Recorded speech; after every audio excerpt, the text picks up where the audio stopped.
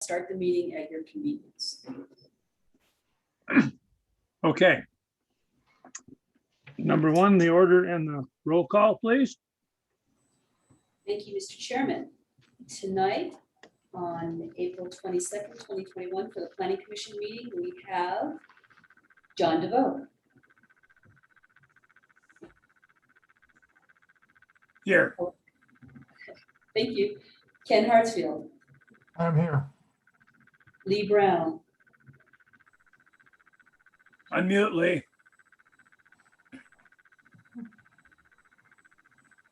Lee Brown.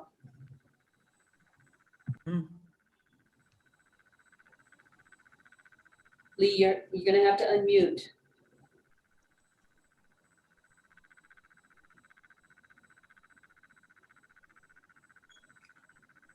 Right-hand top of the screen should let you unmute of your picture.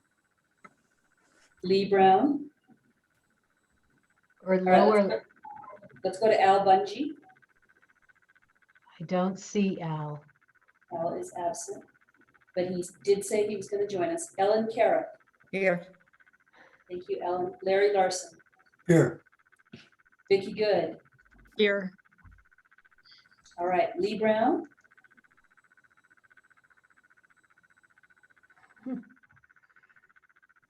Looks Oh, like I- he's still struggling a little bit to get his microphone on. But I just did promote Al Bungie. All right, Al, are you here? I'm here. Thank you. Sorry. No worries. So, Mr. Chairman, we have all of the Planning Commission here, and Lee is here but unable to unmute, although I show him as unmute. So we can continue and try to figure that out. Do you want us to continue on now? Yeah, let's just keep asking Lee if he's able to get his Do mic. you see that lower left-hand part of the big screen where it says mute? Yeah, he's got that, John. Okay. It may be his speaker on the lower right of your computer. There's a little speaker, and sometimes that may be all the way off. How No, about the upper right of just your picture?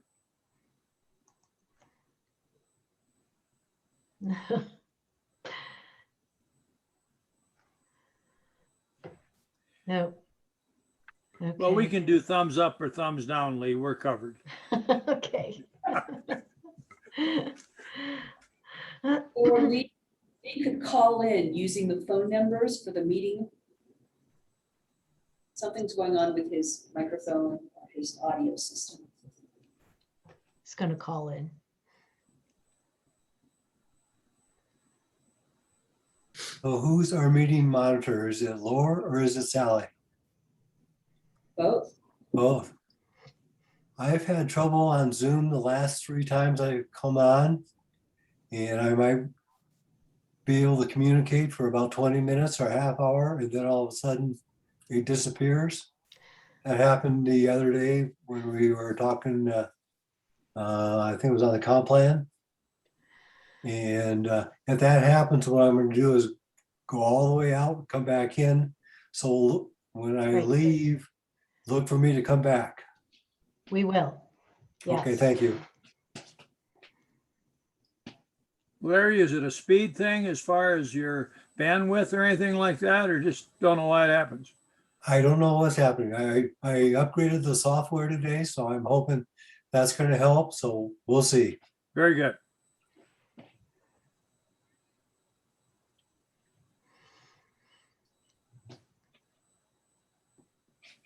Okay, I think we can do the minutes.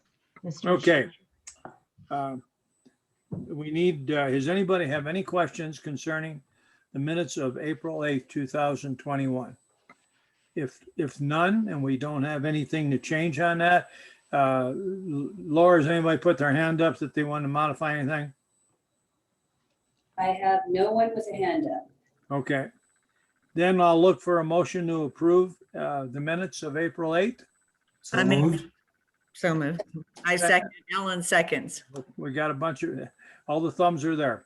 Okay, all, thanks, Lee. Sorry All about that, those Ellen. approval signify by saying yes. Yes. Yes. Yes. Okay, thanks, Lee. Okay, now, do you want us to go to public hearings now? Yes, please. Okay.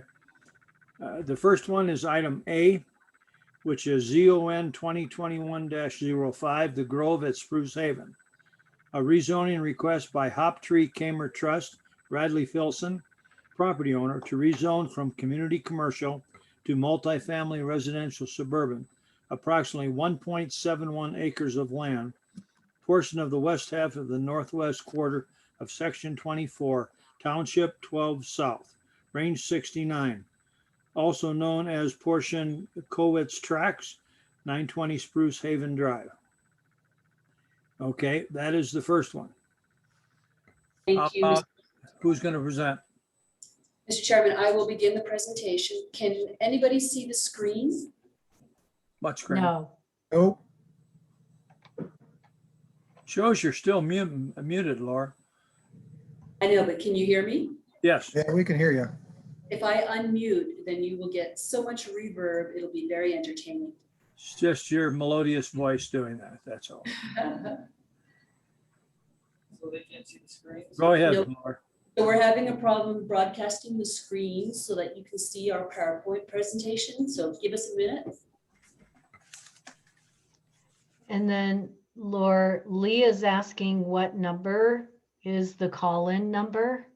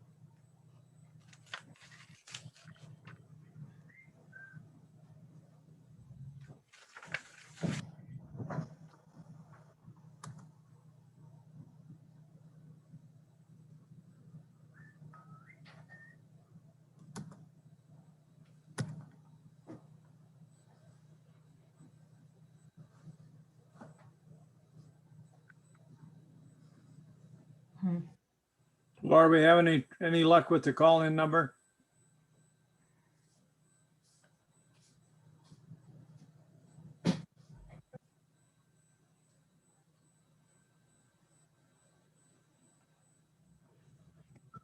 Sally, Yes. if we can't get the video up of the screen, can we not go along on page 1, 2, 3 of the staff report in the hearing with the pictures in the background and we all have a copy of that, at least I think we do, and go through it that way so we can still proceed? It's possible that Laura will be able to just lead the description with you looking at your packet. If- So, Laura, you could email it to me and I can project if you're having a problem with your computer.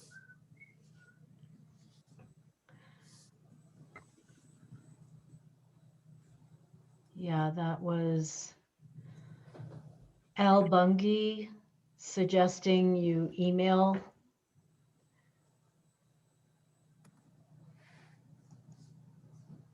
Could also, let me see if I can. No.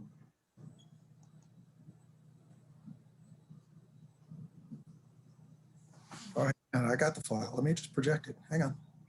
Oh,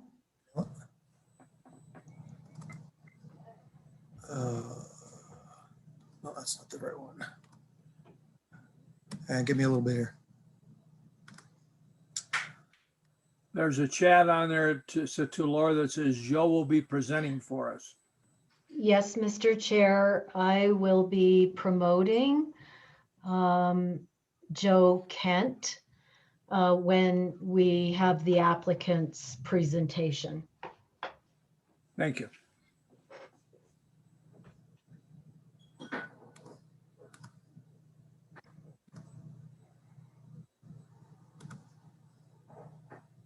Anybody hear any good jokes today? You guys see this? Oh, there we go. Hallelujah. Now, let's see here. Now, how do I center this thing? Don't make it go away. We can make it work. Okay, I can probably blow up one. For some reason, it's not letting me scroll this to The bar down below. yeah, I know, but it doesn't let me do it. By Oh, making it bigger, you just made it over more to the left hand. Right. Yeah, see, so I scroll my bar all the way to the right to move to the left and it doesn't do it. Try reducing the size. There we But go. I can do right there. If Do it. Do one more.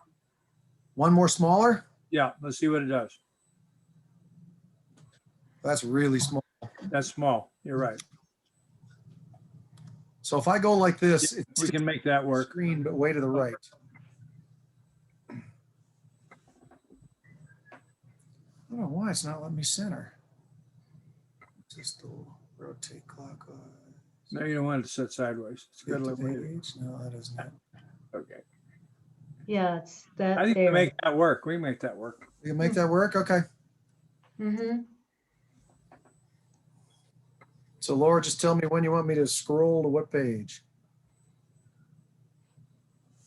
Do we lose Laura? I think we did.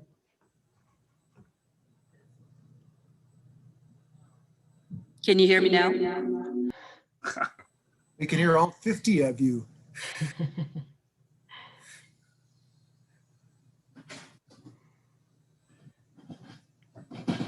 Does this work for you, Laura? If Al Bungie scrolls down to your staff report?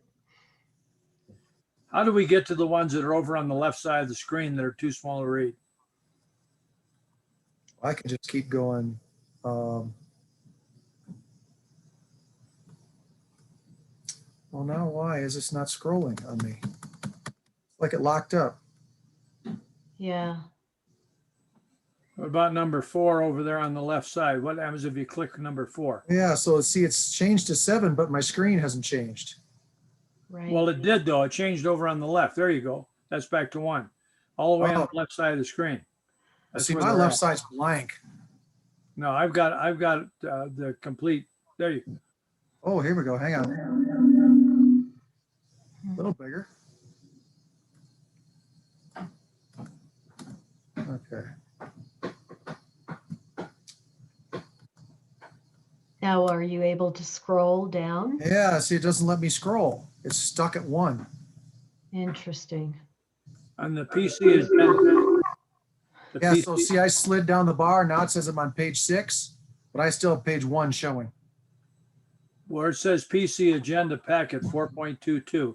There's Yep. those 3 horizontal bars. See what that? That's What what I've that been doing. does. All that does is move me left or right. But it brought up the units when you click that. Oh, it It didn't brought do up the anything for me. individual pages on this screen. Oh, it didn't on me. Didn't change anything on my end.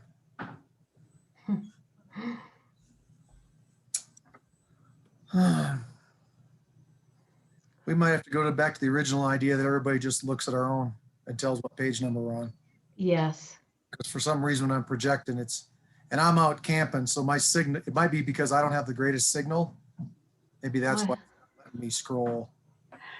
Laura, do you want to start reading that and then we'll go along with page 1, 2, and so forth on the pictures that we all have with the packet? Yeah, I'm gonna have to stop sharing. Yeah, I can't do anything. Whatever. Okay, Go back to one microphone.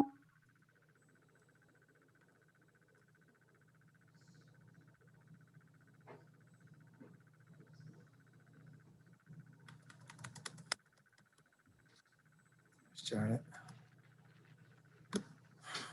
Mine isn't working either. As a joke, I'd like to make the motion that we forget about Zoom and meet in this city council chamber again.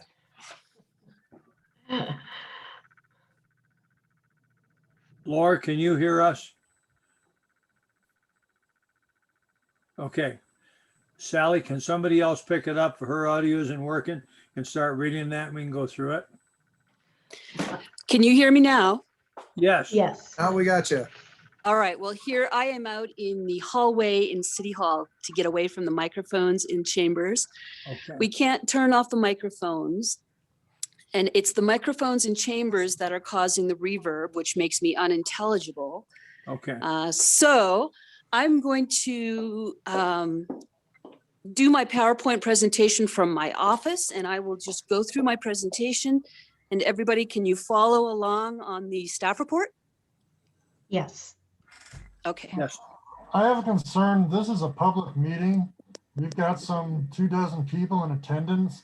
How many of those have PowerPoints at their home or wherever they're watching where they can participate and follow along with this? I, as a planning commission member, have that information in front of me, but what about the dozen or so non-commissioners? Are they Ken, gonna maybe we can test this. just meet the criteria of a public hearing? If she turns it on, we can see if they can read it. And that'd be the first test we can do. Okay, I just have concerns about information being available to the public. Right.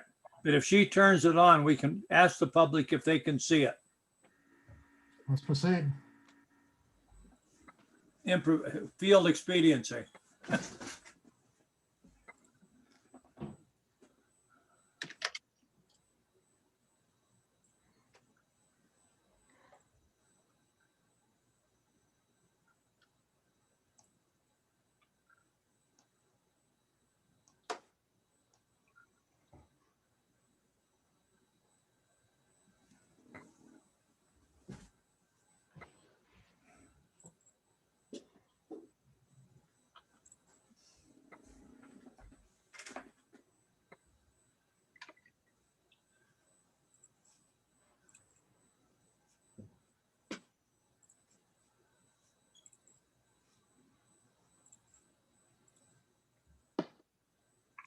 Glenn, we've got your chat about your adjacent property owner. We'll get this thing up as soon as Laura gets a computer, and then you can tell us whether you can see it or not. Might respond so I know that you copied that. Okay.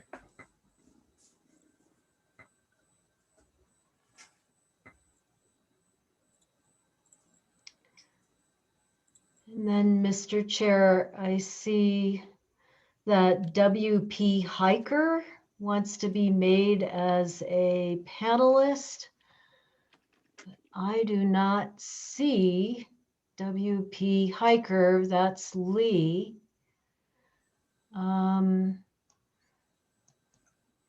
Sally, that might be Lee. Yes, it is Lee. But Lee, I already have you as a panelist. Sally, can you promote me? I sure can, if I can. Yes. Here we go.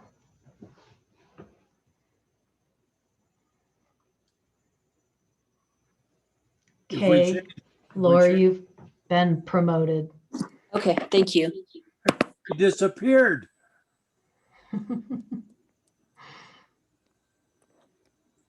If you've got Lee Brown on another name, if you switch it to that other name, will his audio start working?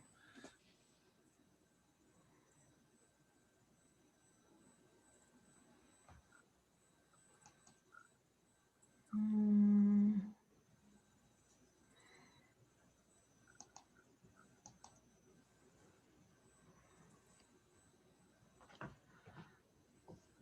Maybe Lee, that fixed it? Does it fix it now? Yep, Yeah. I hear you. I have audio on one computer, video on another. That works.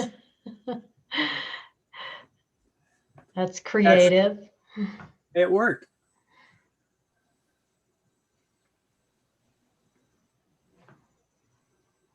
Okay, I want to make sure that the chat. Okay. Yep. Laura, are you still trying to get the PowerPoint up? I am still trying. I think that's very important. I agree with Ken that the people that are out there in Zoom land has an opportunity to see what you're saying. Can anyone see the screen? No. Oh, well, No. I just see the other people.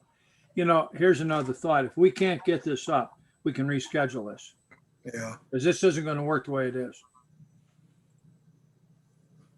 And figure out what the difficulties are. It's got to be in the settings. Just a thought.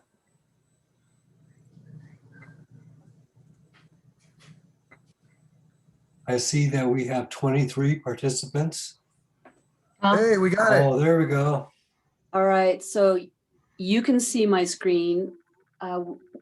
We need to see, I'm going to mute myself on my phone. Hang on. We could hear you just fine with no feedback.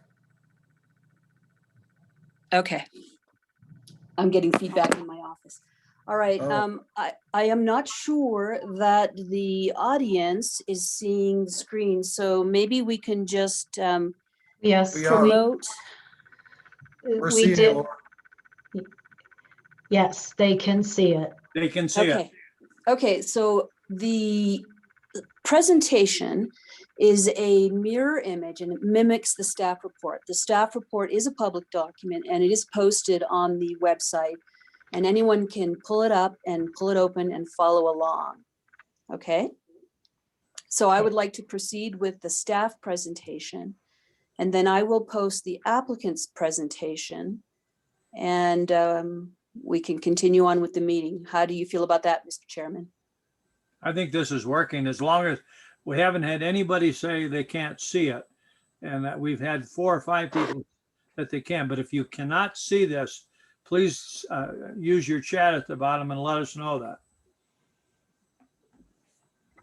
Okay, so I am going to start the presentation. So this is zoning development permit application number 2021-05.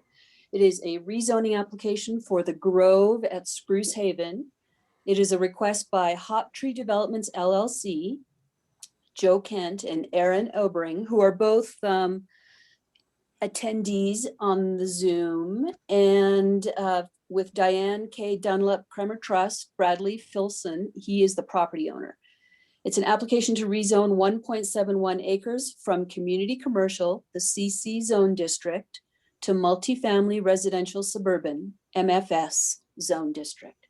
And it is 1.71 acres located in part of the west half of the northwest quarter of section 24, township 12 south, range 69, also known as a portion of the Cowitz Tracks with an address of 920 Spruce Haven Drive.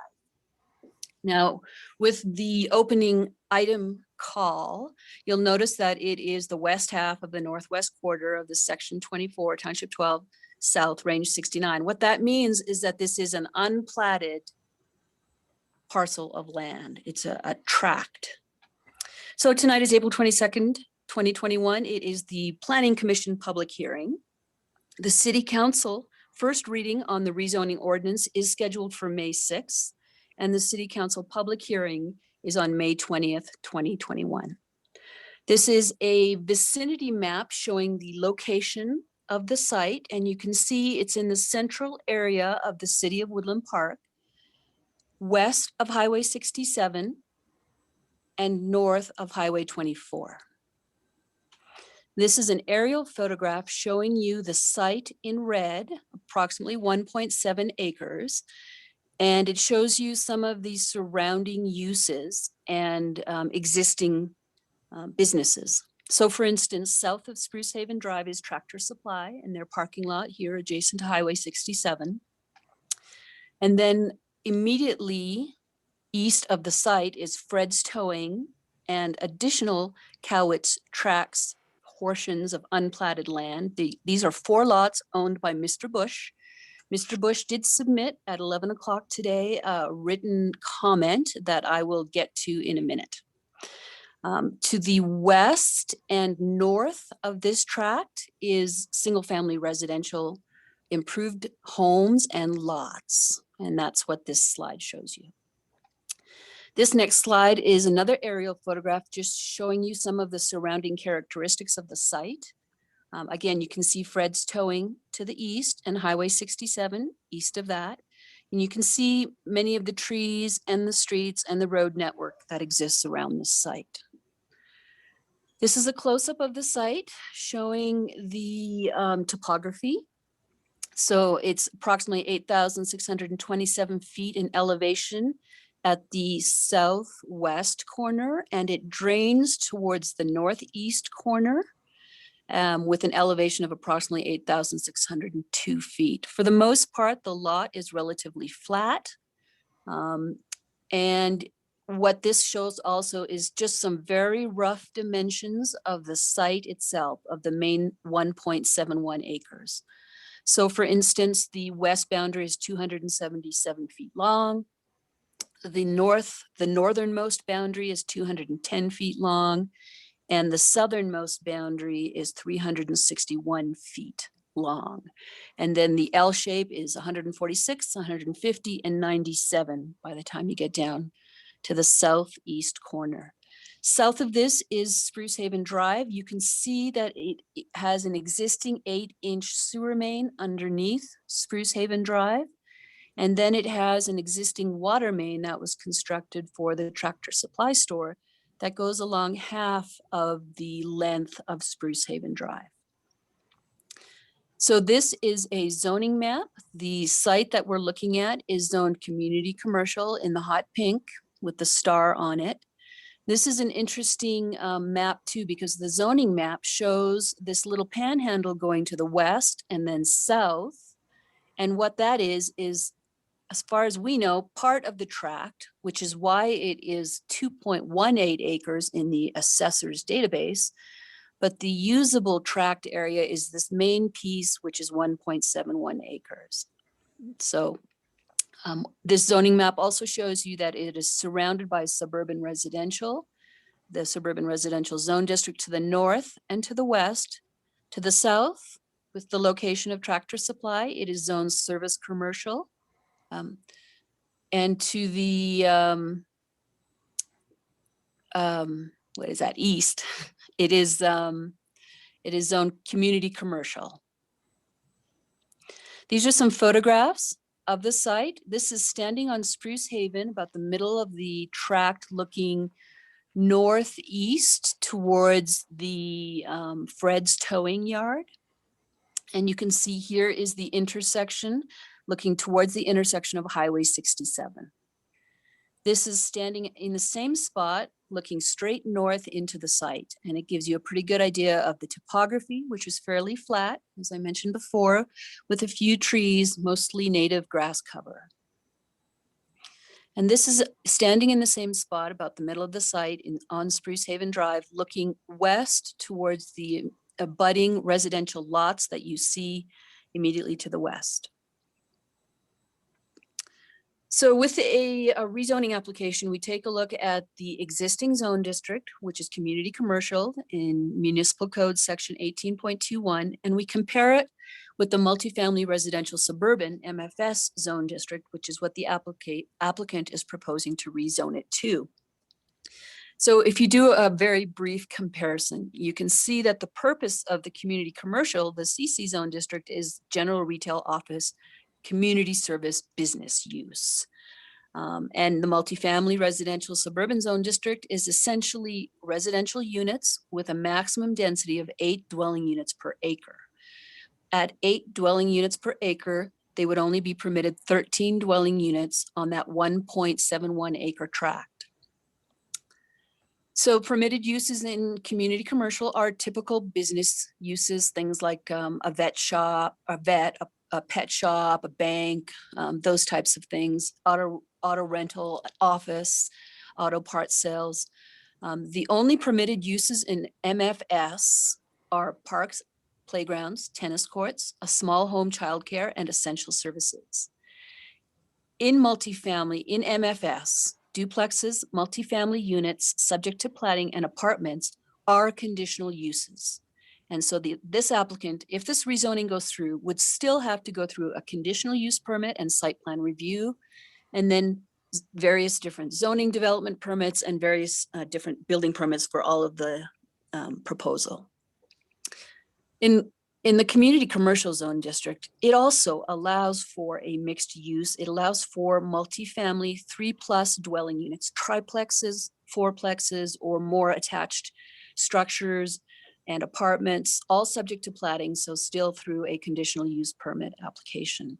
Other conditional uses are more intensive business uses like a gas station, a furniture repair shop, fast food restaurant, warehouse, self-storage, those types of uses. The height in the commercial zone district is 35 feet. Height in MFS is lower by 5 feet. It's only 30 feet high. So the rezoning will reduce the impact that a commercial building might have because it only allows for a 30-foot height. Setbacks are pretty much the same, 25 feet front and rear, 8 feet side, whether it's commercial or residential. Frontage is not really an issue with this case since they're not subdividing the lot. The lot is a minimum frontage of 50 feet in commercial, 40 feet in residential, and it has more than a 40-foot frontage along Spruce Haven Drive. Parking, typically for commercial, you have 1 space for every 200 square feet of floor area, which results in fairly large parking spaces, as you can see with Tractor Supply. In a multifamily MFS zone district, this applicant is proposing 3-bedroom units, 3+ bedroom units. And the requirement is 2.5 spaces for each unit. In his concept plan, he does show spaces both in a garage and on-site parking on the driveway portion in front of the garage. So it is feasible to meet these standards as far as parking is concerned. As far as fencing and shrubbery, it's the same whether it's commercial or residential. MFS, it's a maximum 6-foot high privacy fence. The difference is that in a commercial zone for protection and security, they can barb these fences. Signage is the same. A residential zone can have a low profile identification sign, although I don't believe the applicant with this application is proposing that. At any rate, the signage is allowed, and of course signage is allowed for commercial as well. Construction, fees in lieu for sidewalk and curb and gutter would apply for both residential MFS and for community commercial. Landscaping in commercial, 25% of the lot has to be landscaped. And in the MFS zone district, there's a street yard landscaping strip 20 feet wide along Spruce Haven. That's the only requirement. Open space, 20% of the lot in a commercial zone has to be open space. 40% in the MFS zone district has to be open space. So when we look at a rezoning application, we use the comprehensive plan as our guide, and the comprehensive plan guides us in terms of the community's vision. So this comprehensive plan was produced in 2010, and the first thing that we should note is that this area is all mixed use. This lot itself is mixed use, which the comp plan encourages residential mixed with commercial in a mixed use designation. So the first question we ask is the proposed MFS zone district consistent with the comprehensive plan map? And the answer, staff believes, is yes, because the comprehensive plan shows this lot to be a mixed use, which is a mixture of commercial and residential uses. And of course, the applicant is proposing residential uses. Second question we ask is this proposed MFS zone district consistent with comp plan goals and objectives? And I pulled 3 goals and objectives from the comp plan, and I highlighted those in the staff report. For instance, growth goal number 1, provide opportunities for growth and development while preserving community and environmental quality. Ensure that development fits with the intent of the comprehensive plan. So this mixed use lot is appropriate for MFS, and it would promote preservation of the community and growth. Another housing goal that I highlighted was provide a balanced and diverse housing supply that is well-designed, well-maintained, and available and accessible to all citizens. This applicant with the MFS zone district is proposing townhomes, duplexes, 14 units, 13 would be allowed given what we think that the size is on this lot. And it would be a way to balance and diversify the housing stock in the city of Woodland Park. So those are just examples of how staff believes that the rezoning to MFS would be consistent with the comp plan's goals and objectives. The third question we ask is, have changes occurred in the surrounding properties that warrant a change in the zoning classification? Staff believes that yes, there is changes in the surrounding areas that warrant change to this zone district. This zone district has been community commercial since the late 90s, and it has remained vacant and undeveloped. So considering a rezoning is appropriate in this case. Maybe that would be the impetus and the catalyst to encouraging some infill development on this site. Further, you can see that to the north, we have suburban residential, which is a residential zone district. To the east, we have community commercial zoning, which is the business, which could easily be buffered or mitigated should this become a residential zone on this site. And of course, to the south is a service commercial zone district, and to the west is suburban residential. So there is a mixture surrounding this site of commercial and residential. And this residential development proposal would fit in with that. Tractor Supply, the retail store, was developed in 2014 with new sidewalk and road improvements for that development, which would enhance the residential development that is proposed here. Highway 67 in Spruce Haven is a full movement intersection that works well. And in 2016, the city conducted an affordable housing needs assessment, which showed a need for 741 rental, workforce, senior, and other housing units in the city. These dwelling units proposed in the MFS zone district, if approved, would work toward that affordable housing gap. Question number 4, is the MFS zone appropriate at this location? Staff does believe it is appropriate. We believe that it is a fully serviced infill tract ripe for development. There is adequate and available surrounding services and infrastructure, water, wastewater, roads surrounding the site. It is close to city parks, schools, churches, emergency services, transportation corridors, and the downtown area. Being very central to the city, it's very developable due to the parcel's terrain, access, proximity to services, and it would provide for an orderly development progression in this neighborhood. And because it's infill, it would reduce sprawl. Number 5, finally, can maximum density be served with planned water and resources? Staff believes yes. 13 residential units are possible and feasible on 1.71 acres in the MFS zone district. The 2016 vacant lot and land use study had forecasted 13,600 population at build out, and the planned target of 12,600 gives us a little bit of flexibility and leeway. The Director of Utilities, Kip Wiley, is on Zoom and able to speak. He did submit a memo talking a little bit about how the city addresses water and water supply and concerns that the Utilities Department has, and he is available to speak once I conclude my report. In the short term, additional units can be supported with the current water supply. In the long term, it's a little bit more unpredictable, and there are many variables that will come into play. But today, and with this development proposal, we can support with water the current development. And finally, typically with any plat and with the townhome plat that will be forthcoming, we always have a note that says there is no guarantee that water taps will be available for any specific property at any future date. So finally, question number 6, can the maximum density be served with wastewater treatment? And staff responded yes. The treatment plant has been expanded and it can serve up to 14,100 people, total population, without any concerns. Wastewater treatment capacity is able to adequately service this proposed development.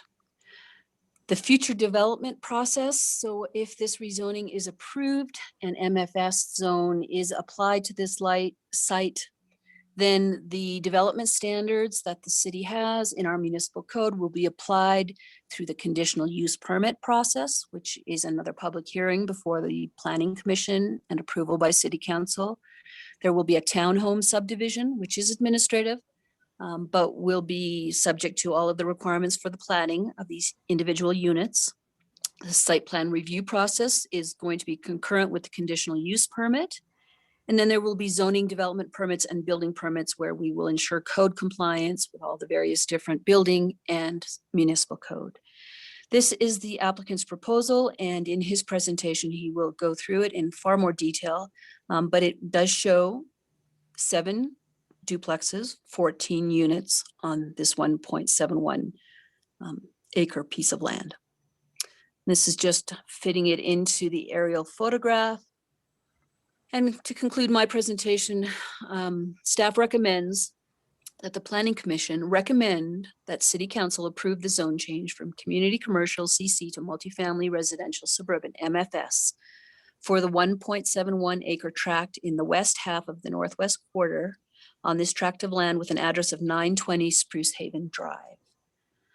I just wanted to show a quick slide because the question has come up in terms of the discrepancy between the 1.71 acres that I'm using to calculate density and the 2.1 acres that are showing up on the Teller County Assessor's database for this parcel.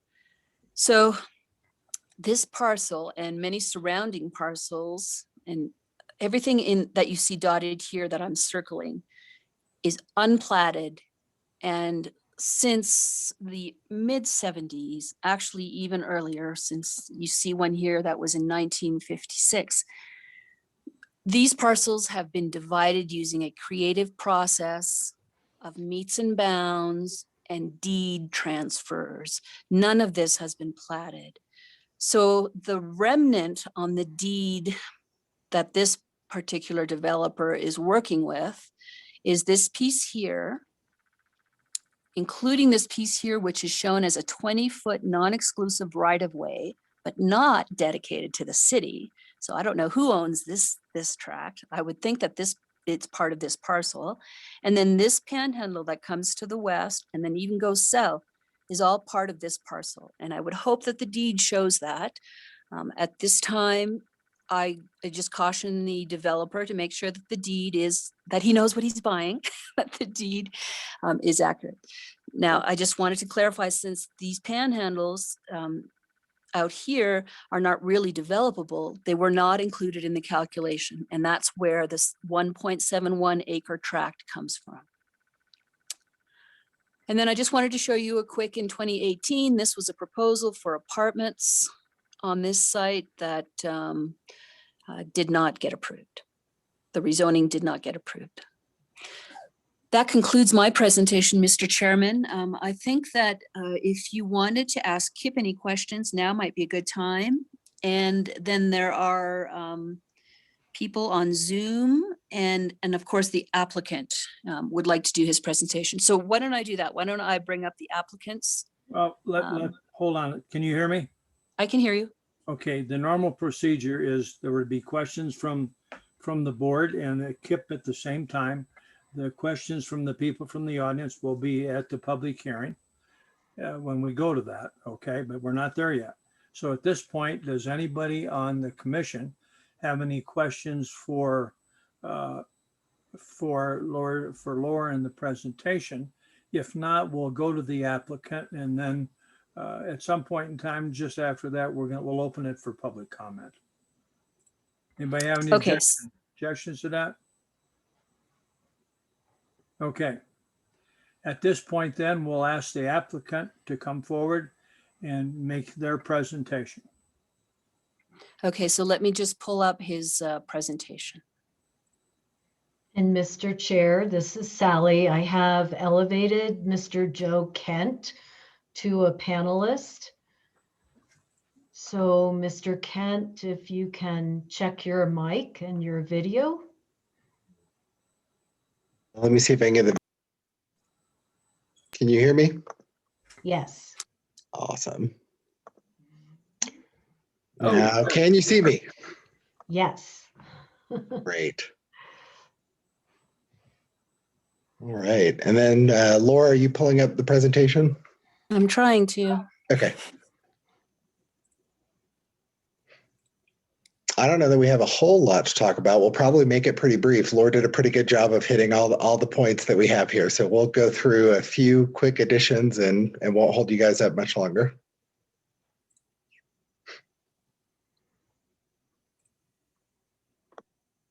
Oh, it's Ken Hartsfield. Laura, just a quick question on the acreage of the lot. You say it's 1.71 for the main parcel with possible outlying tentacles. What's the total with those outlying areas? Approximately 2.1 acres. 2.1. And a survey will be provided to the city for the plat? At what time? Yes, hopefully before we get to the plating stage. We hope that we get a survey with a definitive acreage so that we can make an accurate density calculation for the conditional use permit and the site plan review. Thank you. Can anybody see the screen? Yes. So, And it shows the grove at Spruce Haven? Oh, it shows a beautiful sunset or sunrise, one of the two. All right. That's the view from my backyard. Oh, that's beautiful. I don't know why it's not letting me share. Do the same thing you did before. Yeah.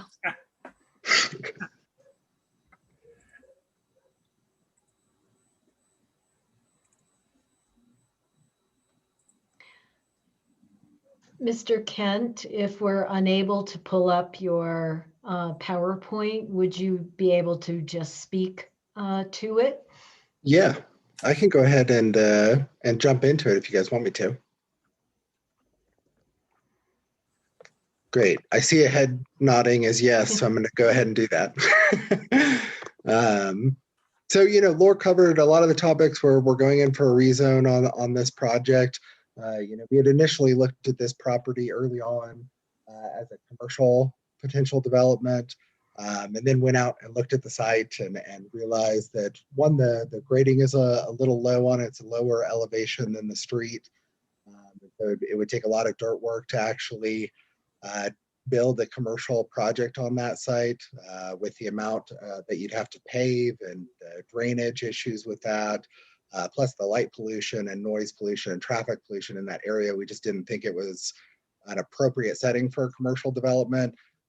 Actually walked away from the property and decided not to move forward. And then we saw someone else go forward with a residential project, picked it up after them, and thought we could potentially make use of the project as residential and housing need development in Woodland Park.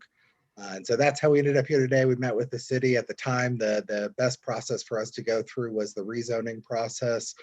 Since then, some things changed, and we understand that we now have to go through a conditional use request after this, even if we get it approved under the multifamily zone. Which we're happy to do. But at the end of this, we may ask you for a lot of your feedback and questions and what you want to see from us in that process so that we can make sure and incorporate that into our design. So we'd love to hear that from you guys if you're willing to provide that for us. So that's generally the site and kind of what's going on there. And you guys have seen our site plan. Laura, if you want to jump to slide 4 on there, it looks like you have that up now. Specifically the project overview, this is what we envision these homes will look like. Obviously, we haven't made it all the way to the final design, but we design a lot of these homes that are similar type, and this is what we would be planning to design and construct at this site. So it'll be 3-bedroom, 2 baths, 2-car garage, roughly 16,000 or 1,675 square feet. Really high efficient, low maintenance. Our goal with these homes is to build homes that will last for a long time and still look well without requiring a lot of continued expense or maintenance expense. So that's why we do stucco, composite decking, bronze metal roofing. And we go with higher quality interior finishes, 10-foot ceilings, and we are able to construct those and get them on the market for what we expect to be at that time, roughly in the mid 300s, which is crazy to me that we're calling that attainable workforce housing at this point, but that's where the market is. I think we'll end up being on the lowest end of the market and Woodland Park by the time we get these moving forward, if you guys do approve them. So that's generally what we're looking at for the site. I think you could jump to the next one, Laura, is community engagement. So early on in this process, we decided that it would be good to reach out to the community around us in this project. We know that there had been multiple failed attempts to develop this site in the past, and we purposefully try and build developments that we can work with our neighbors on and that they will agree to and that the community agrees to. We want to build things that the community wants. And so we reach out to them prior to submitting the request for rezone. We send a letter out to about 30 properties. About 30% of those residents responded to us. We received fairly good feedback. There were a lot of questions. What we received from some of them is that they're not really opposed to tasteful townhomes and that they thought our concept seemed attractive and in keeping with Woodland Park. They appreciated the 25-foot setbacks around the property. We made an effort to keep the trees, which actually one of our partners threatened to chain himself to those trees if we tried to cut them down. So I think we'll end up keeping those through the end of the project because that would be an unfortunate situation. Neighbors generally wanted to be involved as we move forward on fencing, lighting, exterior colors. We agreed to work with all of the neighbors on that. We think we're happy. It's really early on in the development. So early on in the design process, it's easy for us to incorporate changes or requests from the neighbors and or the city. If you guys would like us to make some adjustments, we're happy to do that. Neighbors mentioned a preference for pitched roofs, which we have. A lot of them were concerned about the construction schedule and how long we would take. We typically don't spend a long time in construction. I know some projects have, but we offered to work with the neighbors and meet with them on a regular basis and update them on construction. Of course, we're happy to do that. We had some questions on traffic control, which of course you guys know if this project if somebody were to develop that property as commercial, which is what it's intended for right now, I would have a significantly more intense traffic score on it than what we're planning to develop there if approved. And then we had somebody voice a concern about the density there at the site. At the time, we were looking at 14 units. We same as you, looked at this at the assessor site and saw roughly 2 acres. And so we're trying to go under the amount of density allowed. So we were under it at 14 units at the time. Since then, we realized that it's 1.7 units, which allows us to construct 13, but we would propose, and where we're headed is 12, and we're fine with the 1.7 acres and don't plan to challenge that. We will, of course, confirm the ultimate acreage there at the site if we move forward. And then the last is the project benefits and alignment with the comprehensive plan. Of course, we always review the comprehensive plan. Again, I think I said it earlier, we want to build what the community wants, and the comprehensive plan is a great place for developers to look to see what the community wants and what you guys have given us guidance to build. And so I don't know that I need to talk about that a lot. It feels like preaching to the choir a little bit about what's needed in Woodland Park. Obviously, there's housing needed and a diverse set of housing, and I think that this project and this development provides diverse housing, different price levels in Woodland Park. And I think we found a way to do that fits in with the Woodland Park aesthetic. But we would love to hear your guys' feedback on what would change, with that conditional use step being added to all multifamily zones for anything that moves forward. That obviously makes it a bit risky for developers to move forward with a project, because that step of getting to the conditional permit requires quite a bit of the design to be done in advance, somewhere between 60 to 80%, depending on what's required of the developer. And so it's easy for us to design what is wanted early on. And so that's what we're hoping to do with this process. We decided to move forward with the rezone anyway, knowing that we would be back here for conditional use permit, just so that we could get some feedback from you here and now so that we can design something that will meet that requirement when we come back to you. And if you know, hopefully sooner rather than later, but sometime this year, to go down a conditional request. So anyway, that's all we have. Love to hear your feedback and any questions that you have on the project. Commission, do you have any questions for the applicant?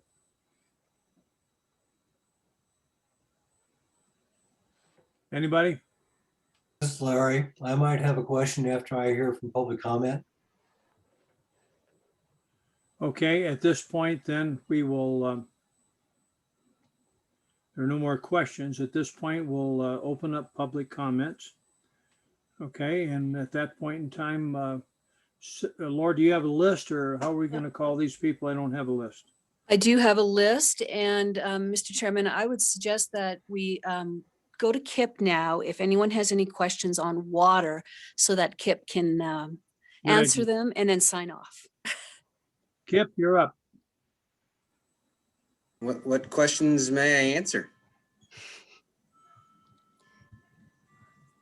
So there were some questions, Kip, that I received from some of the planning commissioners that thought that your email, your memo on water was very interesting. And I wonder if you could just spend a moment to talk about how you come up with your numbers and how we review water with development. And Laura, this is Ellen. Also, Kip mentioned that the sewer service might be challenging with the lot sloping north. Anyway, that part of his report as well. Okay.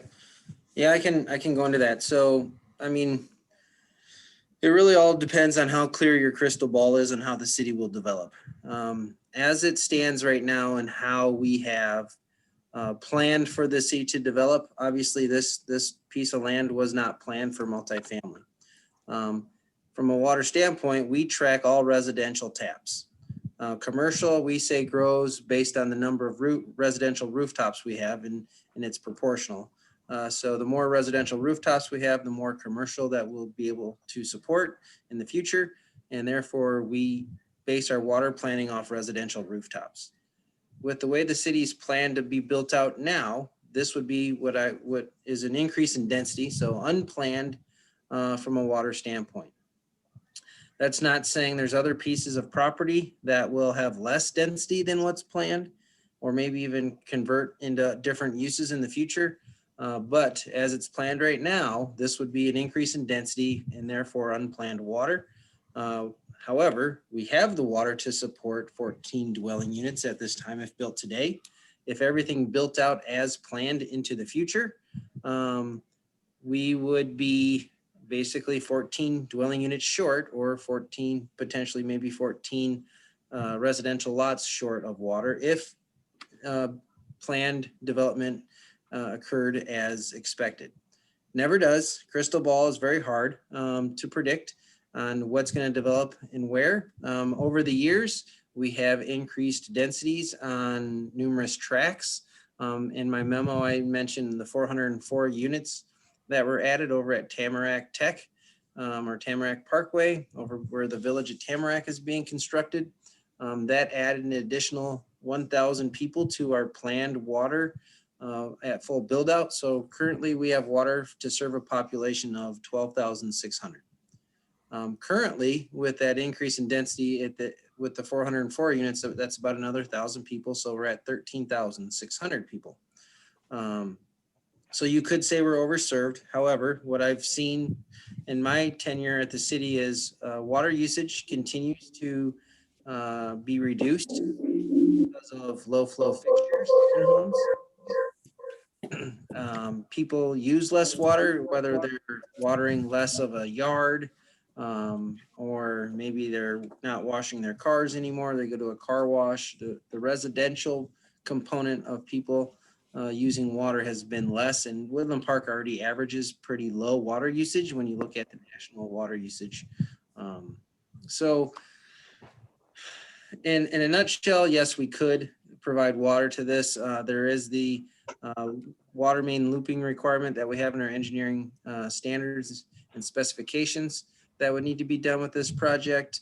That's pretty minor in my opinion, but is a requirement, or would be a requirement based on the number of units they build. And there is a sewer main in Spruce Haven. I say that it might be challenging for those units to the north of the lot to tie into that sewer without lift stations, but you know, anything's possible with engineering. So that could be done, just might add additional cost to the developer to maybe install some lift stations or something along those lines, depending on the elevation of the sewer line in Spruce Haven and what the elevation of the northern portion of the lot is.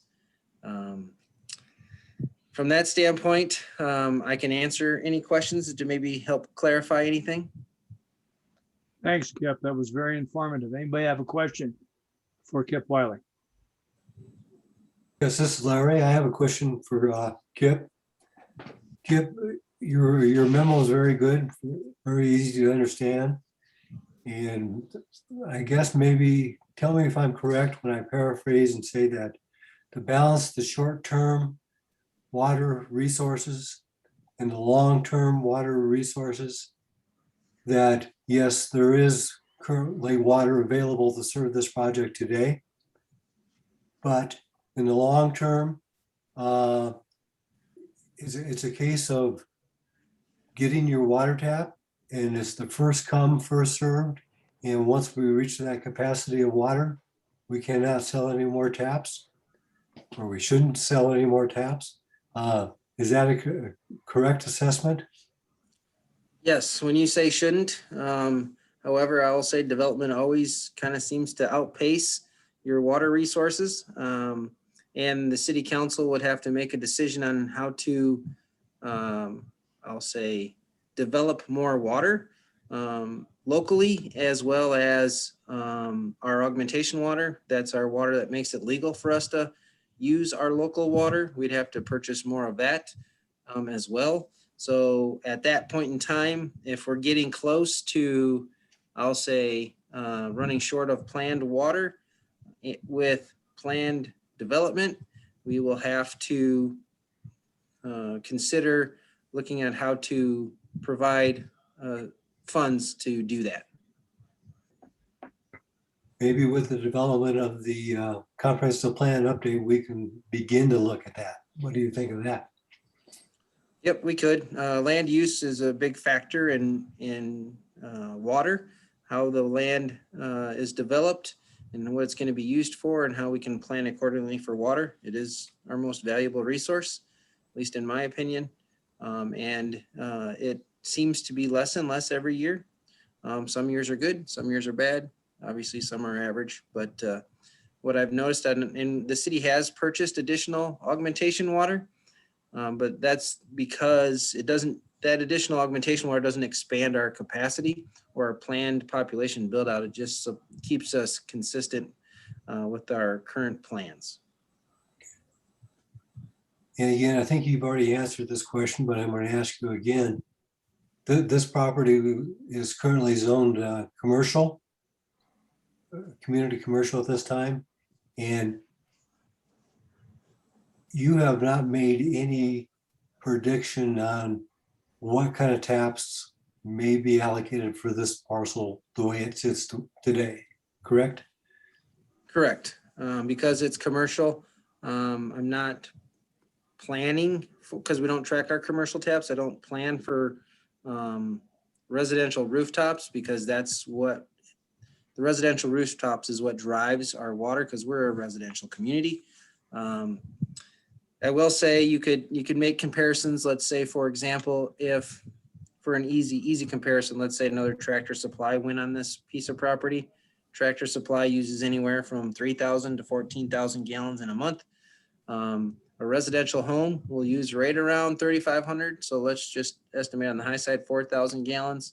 You know, Tractor Supply averages around 7 to 8. So if a Tractor Supply or another commercial establishment similar was built, that would be equivalent to 2 to 3 single family homes. Thank you. Kip, John DeVoe, got a question. How many taps do we have left? We have just over 500 taps left in our single family bank, and that's with the water we have developed at this time. There's still an additional 175 acre feet of water that we will be developing. And I don't have my calculator. I could probably do the conversion on how much water that would be, or how many taps would be added back in regards to that water. But right now, with the water we have developed, we have just over 500 residential taps. But there'll be more in the future as you're developing.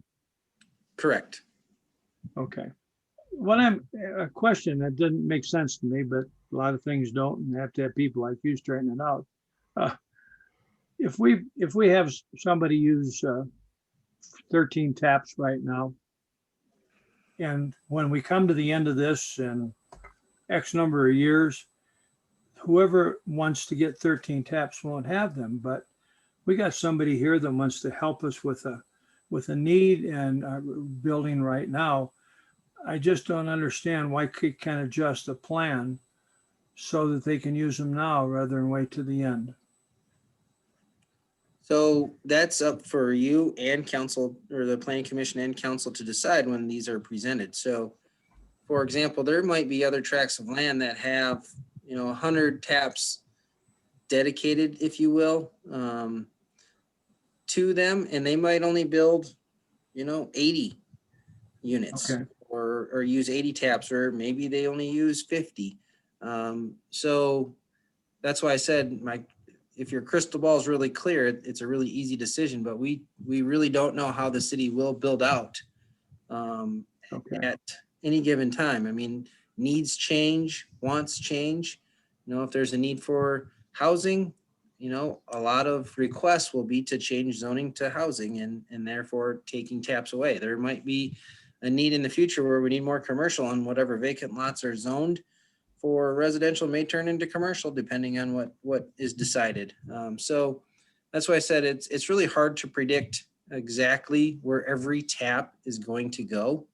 And to try to do that, you drive yourself crazy for one, but we just have to do our best from a water planning standpoint, the water we have, what we think things will build out as, and can we supply water to that proposed thought, if you will. So, there's been numerous people looking at this lot. We've had up to, I think it was 36 units that were proposed on this at one time. So the current proposal, is it a good fit for our community? Can we serve it with water today? Yes. I would never ever bet on what our water is going to look like, 30, 40 years from now. If it continues to be more drier conditions, our available water will be less, and we'll have to even look at these even harder. However, snows could return locally and in the high country, and it won't be an issue. But Mother Nature gets to control that. We obviously don't get to control Mother Nature. Kip, thank you. You've taken your time on your own time to come and do this. Does anybody else have any other questions for him?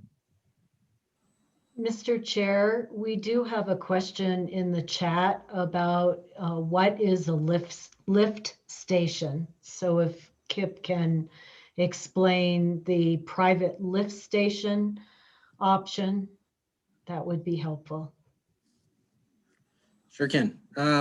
So a lift station simply is, just imagine basically a tank where wastewater is collected and then pumped up to a main line. So basically there's a high and a low alarm on a lift station.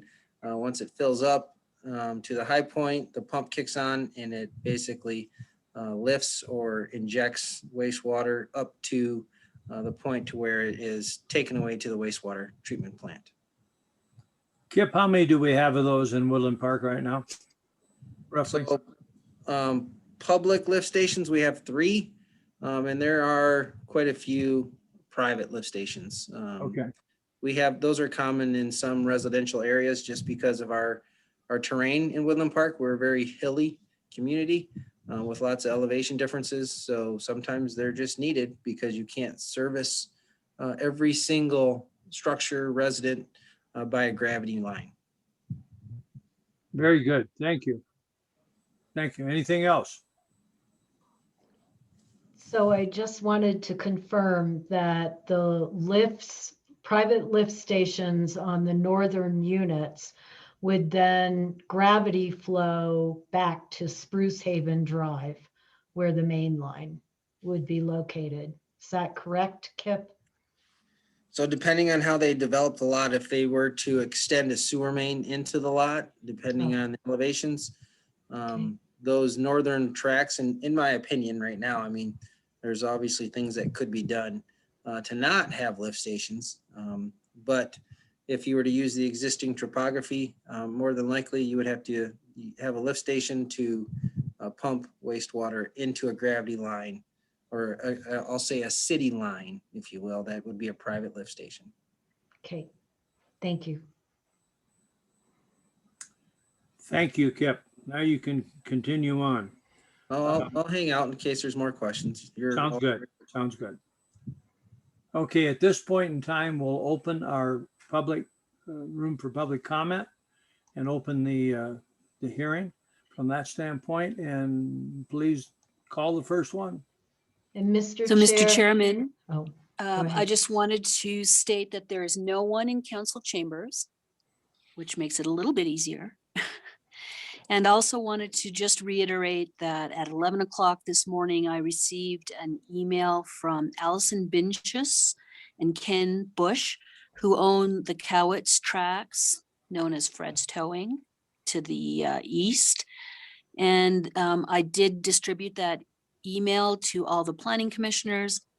And I just want to paraphrase it real quick for the benefit of anyone who maybe did not read their email. So they state that they own property adjacent to the proposed building site, and they are opposed to the project for 2 reasons. 1, drainage issues. A simple drainage system, retaining pond, is not sufficient given the topography.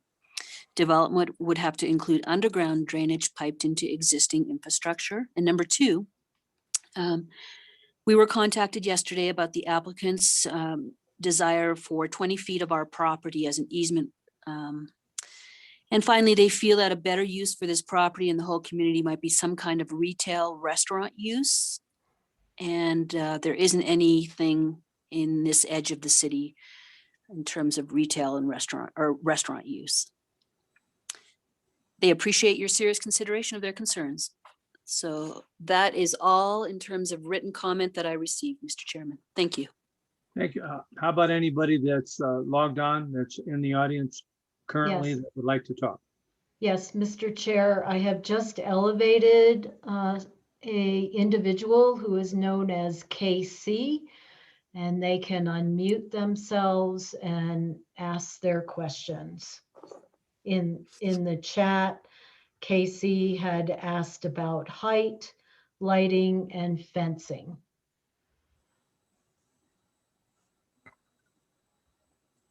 Who wants to answer that? Laura, do you want to talk about lighting and fencing and that type of stuff as you go through this procedure?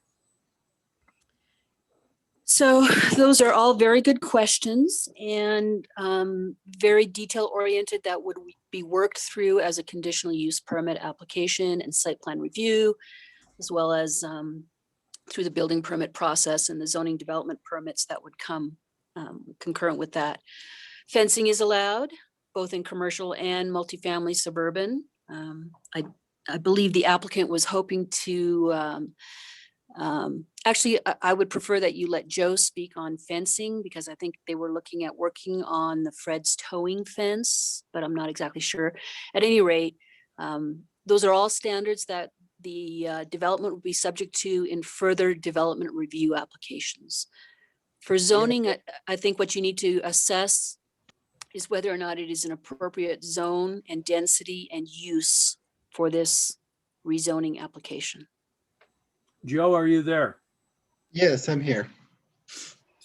So on the lighting, building height and fencing, so those are all things that we're happy to work with either you or the neighbors on as we finalize development. Right now, it's really just a conceptual design to see if it meets with what you're looking for in Woodland Park. Yes, we were planning on putting fencing around the exterior of the property and doing something to improve visually the fencing along the property line that we share with Fred's Towing. And we're willing to work with the neighbors and or the city to help select those lighting solutions that people can agree on and the fencing solutions that we can agree on. I think the height of our buildings, we could probably send that over. And then I think the Ken's question on the 20-foot right of way, just to clear that up, I mean, it's probably our fault for trying to play a game of telephone between a chain of realtors. So we had reached out to that property owner next to us. There's actually a piece of right of way on our property that we were hoping to do a land swap with our neighbors next door and give them that land in exchange for some other land on another piece of the property, as well as we offered to rebuild their entire fence for free. And then somehow I think that through the chain of discussion got twisted around. And so we've reached out again to try and clarify directly without all the intermediaries. So hopefully we can clear that up. What about drainage? So drainage is something that we feel like we can handle on the property and figure out through grading. If it's determined that we need to use something else, a more aggressive drainage solution, we'll do that. We did bring our engineer out on site. We walked the entire property. We got a good feel for what we thought we could do. But to actually do the entire drainage report is quite an expensive feat for developers to pull that off. We will do it. It'll be part of our final permitting, and we'll have to prove that we can figure out a way to drain that property effectively before we would be allowed to move forward with development by the city. And so we feel confident, though, and so does our engineer, that we can find a solution to have adequate drainage on the property. I should also point out that developing it as a residential use, which is what we're asking for, versus the commercial use, which it could be developed at today, will have a much less intense drainage issue there because there's a lot less of the property that will end up paved. So I think we can figure out a way to manage that as we move forward. Question that I had is that it looks like the lanes are fairly narrow. I don't see a lot of guest or extra parking for visitors. I don't know where they're going to park on that unless it's in front of the on a driveway next to one of the buildings. Now, Yes. is there any kind of requirements that we have, Laura, of how much parking we have to provide for guests or visitors that come to this? There are no requirements for guests or visitors. There is a requirement of 2.5 parking spaces for every 3-bedroom dwelling unit. Is there enough there now? It does appear that they can meet it with the garage spaces and then the driveway spaces right in front of the garage. Okay. Fire department, everything okay for turns for fire department back in there? The fire department has not reviewed this and did not submit a concern. They will review it in detail with the site plan and the conditional use permit and those subsequent drawings. And that conditional use permit will come back to the planning commission, correct? Correct. And we'll get to see them all again. You bet. All righty. Anybody else have some questions yet? Anybody? There are no more hands up on Zoom. Oh, a hand just went up. Oh, okay, I will bring in Mr. Nakai, and he should be able to speak.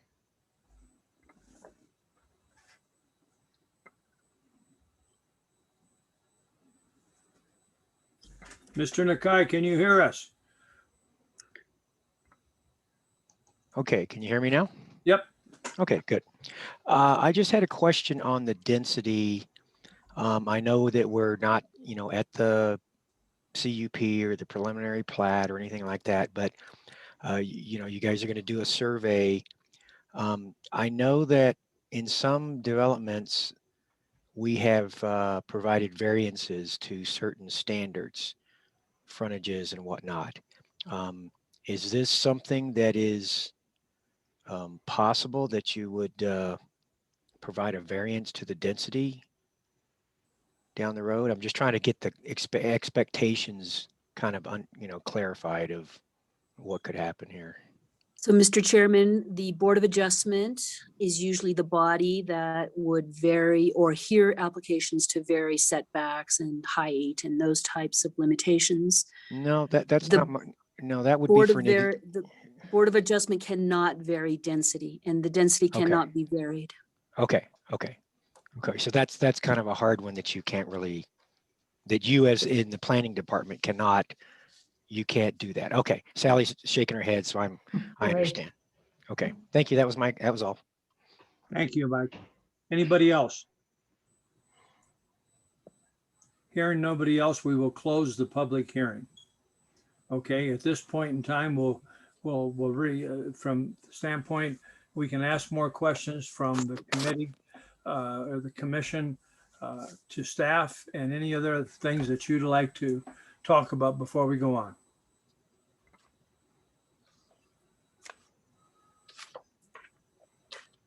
Mr. Chairman, I think there was one more question of KC down in the questions. He just, Casey constantly uses that chat without being recognized. I understand that. okay. Okay. Sally's father, can Casey come on and talk? I did elevate her to, if it's a she, to a panelist. So she can unmute herself and speak. Casey, do you want to do that? Okay, Sorry, she said, sorry, I can't speak at the moment. I'm reading that as well. Can address the question she had, if you guys don't mind. She asked about the property values. We did have a realtor. We've had multiple realtors over the time and looked at all the studies. We did have a realtor look specifically at this property though, for developing it as residential. We can provide that information to this group. I don't know if we included it in our actual submission or not, but it goes through that this type of development increases property values of single family homes and businesses alike around it. And so it shouldn't have any, and there has never been a study proving that this type of development, the single family attached townhomes that we're proposing, have any negative impact on property values. So, but we're happy to provide additional information as we move forward if that's something this council or the city would like to see. Thank you, Mr. Kent. Okay, at this point in time, we'll have deliberation among the commission. Does anybody have any questions or anything that you would like to talk about? Ask anybody anything along that line before we proceed to a vote. Mr. Chair, Ken Hartsfield. Question for staff. Your recommendation is basically we approve the zoning. There's no conditions. Is that correct? Yes, that is correct. We actually are unable to add conditions to a rezoning. Anybody else would like to speak? If not, I will entertain a motion or a discussion from anybody on the commission.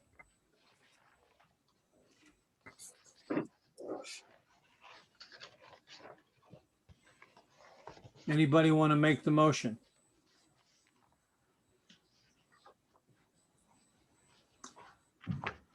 Ken Hartsfield, I'll make a motion that we approve the zoning change ZON 2021-05, the Grove at Spruce Haven, changing the zoning from community commercial to multifamily residential suburban MFS.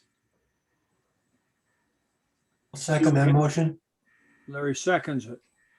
We have a motion and a second. Would you call the question? Yes, Mr. Chairman, starting with Lee Brown.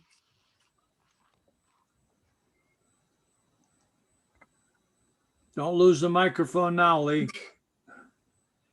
Casey, if you keep that up, we're going to cut you off of that. Understand? We'll go on to Al Bungie, Approve. Ellen Carrick, Approve, yes. Larry Larson. Yes. Unmuted, yes. Was that Lee? You said yes? Yes. Thank you, Lee. Vicky Good, Yes. John DeVoe, Yes. and Ken Hartsfield. Yes. Motion passes. Thank you, Mr. Chairman. Thank you. Okay. At this point, do we want to take a 5-minute break or do we want to go on to the next one? I would take a 5-minute break, Mr. Chairman. I would appreciate it. Okay. What time is it? It is 8:26. Let's reconvene at 8:30. We'll reconvene at 8:30. And we are good to go. Very good. Thank you. Item B, Pines at Tamarack PUD and preliminary plat extension. A request by Dave Garrettson, applicant and property owner for a 2-year extension of the approved Pines at Tamarack planned unit development, master plan and 1-year extension of the approved Pines at Tamarack preliminary plat for residential development on 20.61 acres on Lot 2, Block 1, Dayspring Christian Fellowship, 205 Sourdough Road in the Pines at Tamarack PUD Zone District. Laura? Thank you, Mr. Chairman. On the screen, you will see the site highlighted in the north end of the city. It's that little red triangular piece just north of Highway 67. And you will see also an aerial photo showing the site. It's a very well-treed area. Highway 67 is immediately to the west of it. And then Shining Mountain Golf Course is further west of the highway. So this is an application to extend a combined planned unit development master plan and a preliminary plat for 26 lots. Pursuant to our municipal code, the PUD approval and the preliminary plat approvals are valid for 24 months, 2 years from the initial approval. The preliminary plat may be extended 1 year by the Planning Commission, and the PUD development plan may be extended 2 years by City Council resolution. So staff does not object to the extension of both the PUD and preliminary plat approvals, and would recommend that the Planning Commission approve a 2-year extension of the Pines of Tamarack PUD development plan to July 18th and approve a 1-year extension of the Pines at Tamarack preliminary plat to July 18, 2022.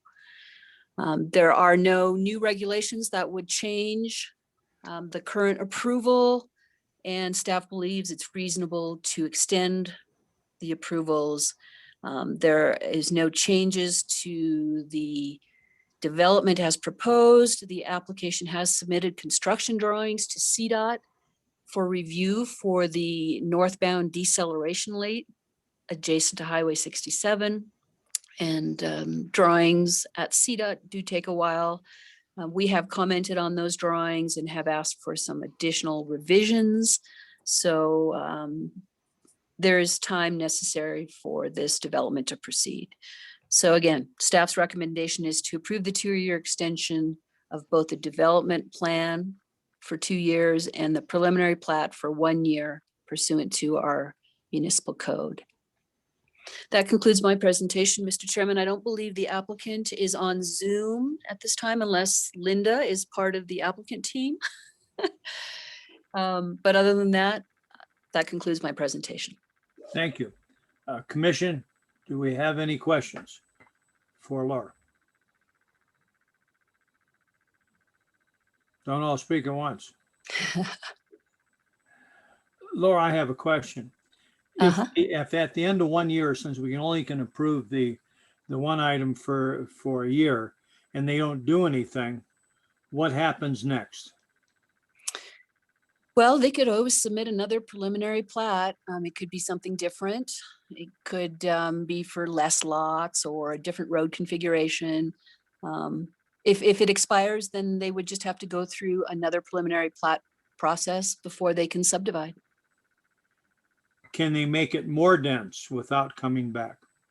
No, because then the PUD development plan is still in place for that additional year. And it pretty much lays out the concept and the density, the maximum densities. If they wanted to change the density, excuse me, and make it more dense, they would have to amend the PUD development plan. Okay. Anybody else have, from the commissioners, you have any questions? Anything on that? Okay. And the presenters, okay, the applicant is not here. So at this point, we'll open up the public hearing. Okay. And we'll, is there anybody signed up or anybody that would like to speak about this? So there's no one in council chambers and no one has put their hand up on the Zoom platform. Okay. If not, we'll close the public hearing. And then what we'll do is there any further discussion among the commissioners that you'd like to ask questions on or get clarification on? If not, we'll simply move until looking for a motion second and vote at this point. With respect to the subject property, the PUD plan be extended for 2 years and the preliminary plat be extended for 1 year. Thank you, Lee. I recognize the voice. We don't have a picture now, but the voice worked good. Okay.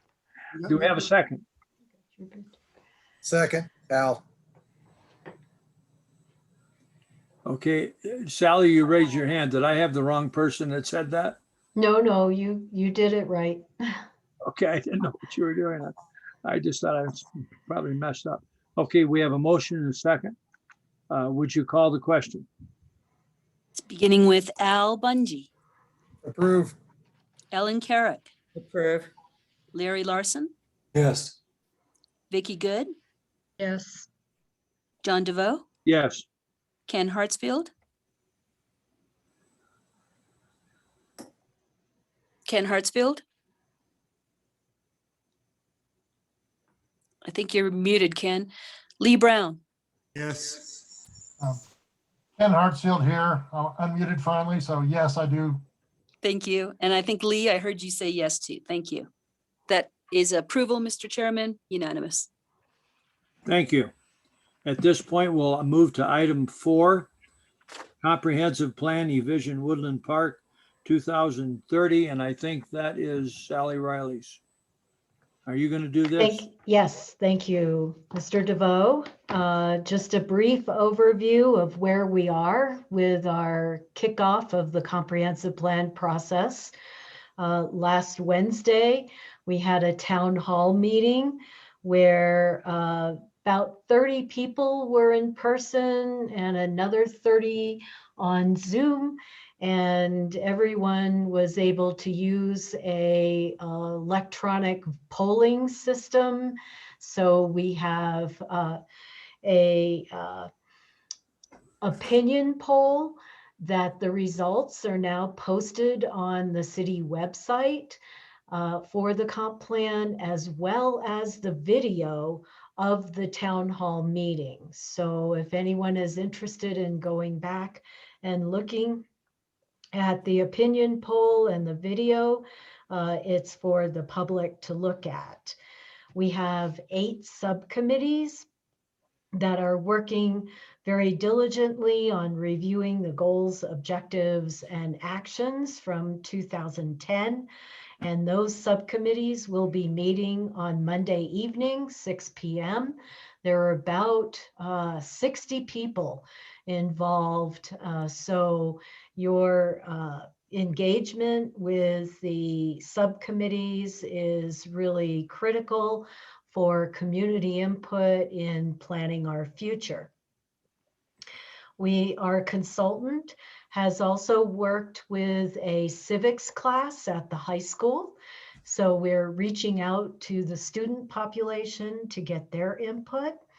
And this afternoon, I emailed to you some of their input. Excuse me. Excuse me. Okay. And our consultant has also done a number of interviews with one-on-ones, 20 of them, and they're still continuing. They'll provide summaries of those stakeholder interviews. And then we have 3 questionnaires on the website. The first one was for what you feel are the most pressing issues and needs in Woodland Park. I did send out the results of that first questionnaire. We've had about 300 responses. So do take a look at the input that we're receiving from the community. It's really very interesting to read all the comments. It's great information, great input. The second questionnaire was on housing and land use. So take a look at the results of that. We've had approximately 200 responses for that questionnaire. And we're still taking more responses. And then we just posted the Parks, Trails, and Open Space Survey, or questionnaire number 3. So far, there's only been 27 responses, but we are getting more and more as we push that out. There are 2 more questionnaires that will be forthcoming. The week of May 10th will be transportation and public safety. And then in early June, there'll be health and public services and resiliency questions questionnaire. So we're looking at as much input and feedback as possible and charging the 8 subcommittees with their review of the goals, objectives, and actions. So quick overview of where we are and working closely with our community and the Planning Commission. Any questions about our comprehensive plan update process? Nope. Okay. Thank you. Now, one thing, do we have any other reports that you'd like to have outside of that? I do just want to remind the Planning Commission that I had sent out the public notice with the City Council work session that is scheduled for next Wednesday. This is in regards to the campgrounds and RV parks and the 180-day limitation. So I encourage you to zoom in. It will start at 6 p.m., 6 to 8 p.m. I'm hopeful that the council will provide direction to the staff and the Planning Commission if there are any changes that they would like to see to Ordinance 1383, which established the 180-day limitation to camping and RV stays. Then that's all that I have. Anybody else? Mr. Chairman, just want to let you know that we have no items for the May 13th Planning Commission meeting. Maybe we should take some Zoom training. Let me tell you. Staff. We all got through this. We did a decent job. Everybody bared with this. We got it going. We didn't give up, and we got the basic thing done. And that's what's important. And I think, Larry, we got everything done as far as the people seeing it, to the public, the transparency you wanted. Because everybody could see it. Nobody said they didn't. So even though it was a little bit different, we got through it, okay? Thank you, John. I need a motion to adjourn.